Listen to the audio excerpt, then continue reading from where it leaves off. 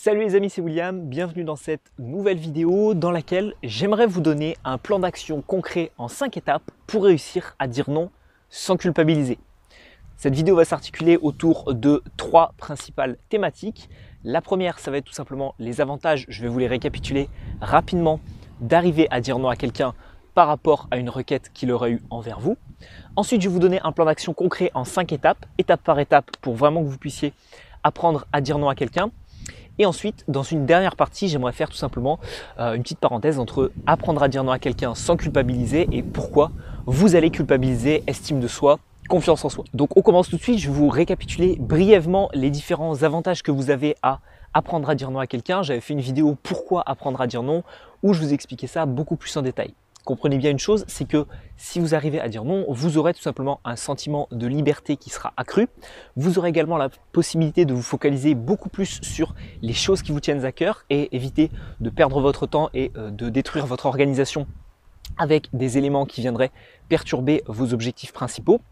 En plus de tout ça, tout simplement, vous allez augmenter la valeur de vos engagements parce que lorsque vous allez dire oui à quelqu'un, ça va être un phénomène beaucoup plus rare, donc du coup, qui aura beaucoup plus de valeur que si vous dites oui à tout le monde pour tout et n'importe quoi.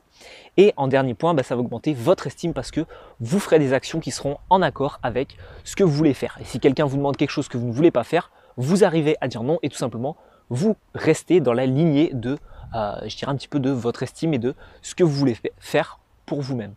Deuxième partie de la vidéo, nous allons donc voir comment dire non à quelqu'un sans culpabiliser en 5 étapes concrètes. La première étape, tout simplement, ça va être de savoir intérieurement ce que vous voulez avant même que qui que ce soit vienne vous demander quoi que ce soit. J'ai souvent tendance à dire dans les vidéos que c'est un luxe que prennent peu de personnes et je vous recommande vraiment de prendre ce luxe, de vous poser 5 minutes, soit chez vous, soit tout simplement au bord d'un lac, d'une rivière ou quoi que ce soit, vous vous mettez où vous voulez, vous êtes seul et je vous recommande tout simplement de vous dire ok, de vous poser 5 minutes et de vous poser la question qu'est-ce que je veux dans ma vie, qu'est-ce que je veux faire, qu'est-ce que je veux, qui je veux devenir, qu'est-ce que je veux accomplir, qu'est-ce que je veux pour les personnes qui m'entourent, etc. C'est un luxe que prennent peu de personnes parce que tout simplement, elles sont occupées à faire autre chose et je vous recommande vivement de le faire pour vous permettre par la suite de pouvoir accomplir les 4 autres actions. Deuxième partie du plan d'action, ça va être tout simplement de commencer votre argumentation et de commencer les premiers mots que vous allez donner par un non catégorique. Beaucoup de personnes, lorsqu'elles vont essayer de dire non à quelqu'un et de montrer une opposition, un refus à une requête qu'on vous aurait demandé, vont commencer par dire oui, j'aurais bien aimé, mais malheureusement, je ne peux pas parce que ceci, cela. Ça n'a aucun sens, les amis. Si vous commencez votre argumentation par oui, mais, ça aura beaucoup moins d'impact que de commencer par un non. Donc ce que je vous recommande vraiment de faire, c'est de poser un non et ensuite, on le verra dans les actions suivantes à mettre en place, de soit expliquer les raisons de votre non, soit expliquer un plan d'action suivant. Je vais vous expliquer ça dans les étapes suivantes. Mais commencez bien par dire non à la personne pour qu'elle comprenne tout simplement qu'il n'y a pas d'autre issue possible et que c'est un non catégorique. Ensuite, vous allez l'argumenter, mais ne dites pas oui, mais au final, je ne peux pas parce que ceci, cela. Parce que vous lui dites oui et au final, c'est un non. C'est un oui, mais qui se fait passer pour un non. Donc ça n'a aucun sens d'une manière grammaticale. Donc dites tout simplement, commencez par un non catégorique. Ensuite, troisième étape de ce plan d'action, vous allez avancer des chiffres ou des faits concrets. Admettons qu'on vous demande, je ne sais pas, de venir ce soir pour un événement et vous n'avez pas envie d'y aller. C'est peut-être parce que justement vous avez une raison valable de ne pas y aller, parce que vous avez un autre événement de prévu, etc. Donc c'est à ce moment-là où vous allez, juste après le non, avancer cet argument et avancer cette preuve concrète que malheureusement vous ne pouvez pas vous couper en deux pour être présent à 2 endroits en même temps. Donc ça, généralement, la plupart des personnes arrivent à le faire. Je vous invite également à pouvoir avancer des chiffres, à pouvoir dire tout simplement non, je ne peux pas t'aider pour cette mission parce que je t'ai déjà aidé sur les 5 missions précédentes et je ne vais pas faire tout le travail à ta place, que ce soit en entreprise ou dans le milieu scolaire, etc. Donc avancer des arguments concrets, avancer des chiffres pour pouvoir appuyer vos propos. La quatrième étape de ce plan d'action, ça va être tout simplement un bonus si à ce moment-là, la situation vous tient vraiment à cœur. Si c'est une personne que vous rencontrez et qui vient vous demander quelque chose dans la rue, par exemple, vous ne la connaissez pas du tout, vous allez commencer par un non catégorique parce que vous ne souhaitez pas réaliser l'action en question et ensuite vous allez avancer des chiffres. on vient vous demander de l'argent ou quoi que ce soit, vous n'avez malheureusement pas votre portefeuille sur vous, ça peut arriver, et qu'est-ce qui va se passer? Vous allez dire ok, j'ai rien sur moi, non, au revoir. À ce moment-là, la situation ne vous tient pas, peut-être pas vraiment à cœur, parce que la personne, vous ne la connaissez pas, etc. Par contre, si c'est quelqu'un de votre entourage qui vous demande quelque chose et que la situation vous tient vraiment à cœur, je vous invite à réaliser cette quatrième action qui va être d'expliquer tout simplement les motivations qui vous poussent à ne pas faire l'action en question. Alors qu'est-ce que ça veut dire? Je vais vous illustrer ça par un petit exemple concret. Cet été, quand j'ai travaillé au sein d'une mission intérim pour gagner un petit peu d'argent, qu'est-ce que j'ai fait? Eh bien, tout simplement, je travaillais au sein d'une entreprise qui avait un restaurant dans cette entreprise et qui servait des plats. Alors les plats qu'il y a dans ce restaurant, forcément c'est un peu une cantine et c'est pas forcément des plats qui sont super sains, etc. Et personnellement j'aime bien gérer mon alimentation, manger des bons repas et en plus équilibrés, donc j'aime bien me faire ma propre alimentation. Et donc qu'est-ce qui se passe? Tout simplement avec mes collègues de travail, des fois quand eux allaient à la cantine, eh bien moi j'allais manger soit dehors, soit en extérieur, tout simplement avec ma propre nourriture. Et ça, tout simplement, j'ai dû l'expliquer à ces personnes-là.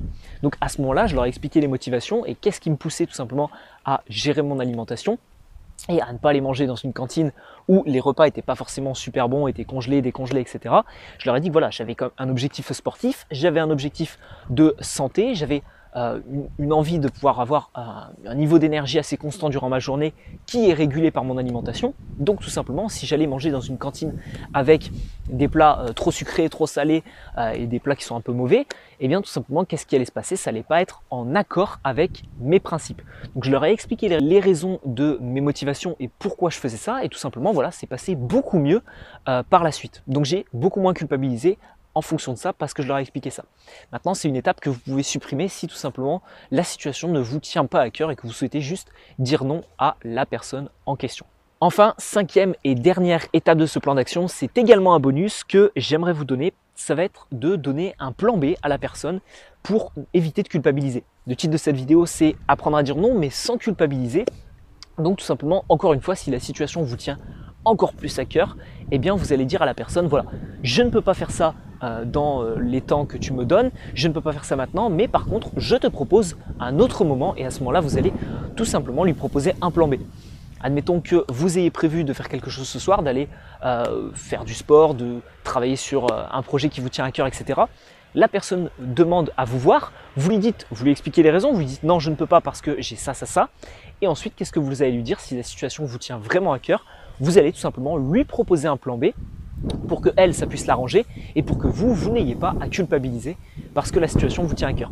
Donc dans ce cas-là, vous proposez un plan B par la suite qui vous permet de réaliser la demande en question de la personne. Voilà, on arrive au terme de cette vidéo et j'aimerais juste vous rajouter une petite parenthèse vis-à-vis de l'estime de soi, de la confiance en soi par rapport au fait de dire non sans culpabiliser. Ce qui va faire que vous allez arriver à dire non à quelqu'un de manière catégorique, ça va être tout simplement la confiance en vous. Okay, ça va être la confiance en vous sur l'action en question. Par contre, ce qui va être beaucoup plus psychologique, ça va être l'estime de vous-même vis-à-vis du fait ou non de ne pas culpabiliser justement. Parce que le titre de cette vidéo, c'est donc de dire non et de ne pas culpabiliser par la suite. Donc vous pouvez très bien avoir une forte confiance en vous sur le moment et de dire à la personne non, je ne fais pas ça.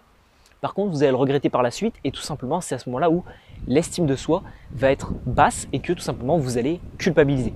Donc, ce que je vous invite vraiment à faire également, ça va être de renforcer votre confiance en vous et votre estime de vous au quotidien avec des exercices que vous pouvez retrouver bien évidemment sur la playlist Confiance en soi de ma chaîne YouTube.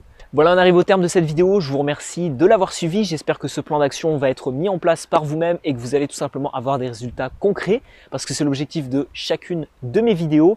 Et si vous êtes encore intéressé par la prise de parole et la confiance en soi à l'oral ou dans une communication, je vous invite à regarder dans le premier lien de la description. Vous allez y retrouver une série de 5 vidéos offertes totalement gratuites de ma part. Vous rentrez, vous cliquez sur le lien, vous rentrez votre email et je vous envoie la première vidéo de formation. Dans cette formation, vous allez découvrir comment devenir un orateur charismatique, respecté, convaincant, confiant et également aimer les prises de parole en public. On se retrouve de l'autre côté sur la formation. C'était William. À tout de suite.